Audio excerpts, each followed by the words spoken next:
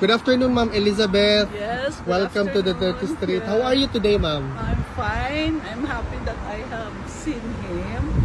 And he's okay, but he's so fit. Skin and bones. Hindi tulad sa picture na ito. She's really that, you know. And I asked him why don't you want to eat the food. Sabi niya, ayaw daw ng food. Ayaw na. And pabalik-balik daw. Hindi ba siya nilulutuan ng mga Filipino food? No. No. So whatever lang. Yeah, then at least he said that he is no longer taking any meds. Oh. At least okay yan, no? He's healthy. Parang tingin ko ha, he's healthy, but as an old man, You never know. yeah, tulad na mahina na maglakad, you know, yan na. But how is he with the weather, Ma'am, lately? Kasi sobrang init ng weather lately.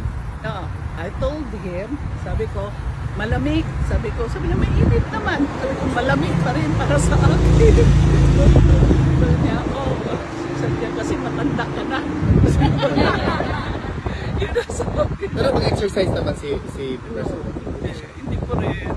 Gusto lang niya mag-sleep. Gusto lang niya manood ng TV.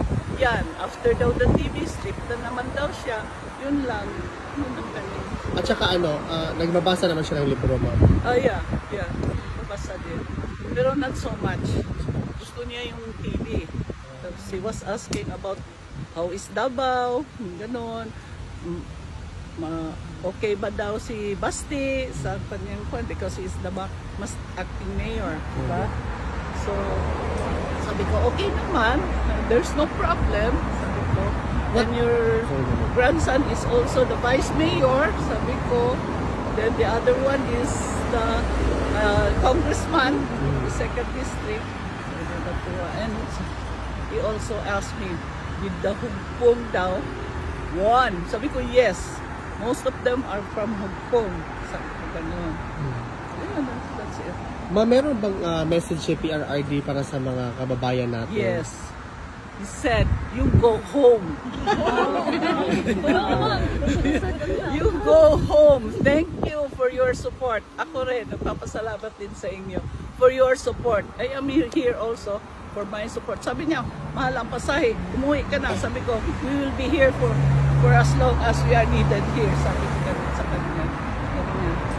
But, yeah, sabi niya, you go home and thank you for your support. Yun ang sabi niya. Tapos, yun lang. Sabi niya, I am okay. Sabi niya, you tell them I am okay. Ma'am, pwede pakisabi kay PRRD na hanggang sa dulo nandito yung mga Filipino for Health.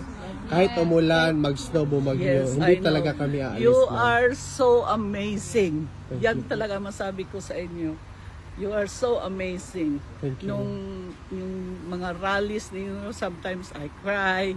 Yung I could see your support, the Filipino support all over talaga. Actually, Ma'am, tomorrow, July 5 and July 19, meron pong another events na prepared as a call to action, Filipinos in Solidarity para kay PRRD po. Oh, thank you for that. Pero yun nga, sabi niya, wag na daw.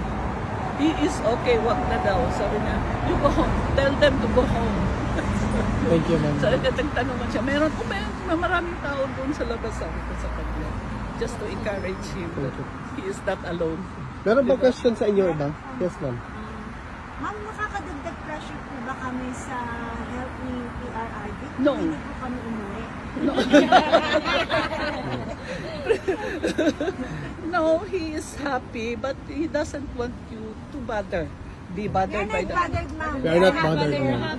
It is our honor na ginagawa namin to kasi nag-sacrifice siya before. It is our bit as a Filipino right now. Thank you talaga, Ma'am. Kasi po, ma'am, personally, wala po talaga akong pinapaliwan na politics. In honor of my father, tas lalo pa si former president, para sa akin, mama, I do this for the country. Kasi, Yes. ma'am, kasi respeto yun, ma'am, dati siya presidente, nag-work hard for us. So this time, kami naman. Yes po. Mabuhay po. I am very much thankful that you believe. That you believe on him. Of course, I ma'am. believe on him also. Yes, ma'am. Actually, I told even when we are in court. That was long time ago. I said, he is a good leader. That was the term that I said to the judge. He is a good leader. But there is something wrong. May flaw siya eh. So, for 25 years we got married. I think, yun ang nangyari pa sa amin na, okay, I need rest also. Parati na ako nagkakasakit, I have already my operations, So, but Ma'am Elizabeth, on behalf of all the Filipinos all over the world, we love President Duterte and the entire Duterte family, ma'am. We love you, of course, ma'am. Maraming salamat po, ma'am. Thank you. Thank you po.